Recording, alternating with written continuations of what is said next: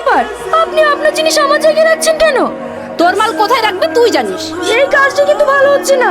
দেখ, তুই এই জায়গার লাগি 500 টাকা দিবি, আর আমি মালিককে 1000 টাকা দিয়ে বসেছি। দাদা, এই কাজটা কি ঠিক করেছেন? আমি ওসব কিছু জানি না। আমাকে যে বেশি টাকা দেবে আমি তাকে জায়গা দেবো। কেন? ও তো বলছে আগে থেকে 500 টাকা করে দিত, আর ও এখন 1000 টাকা দিচ্ছে বলে জায়গাটা আপনি ওকে দিয়ে দিবেন? হ্যাঁ হ্যাঁ, আমি টাকা ছাড়া কিছুই বুঝি না। ঠিক আছে, এই জায়গার জন্য আমি 1500 টাকা দিচ্ছি, আপনি ওকে সরে যেতে বলেন। এটা কি হলো?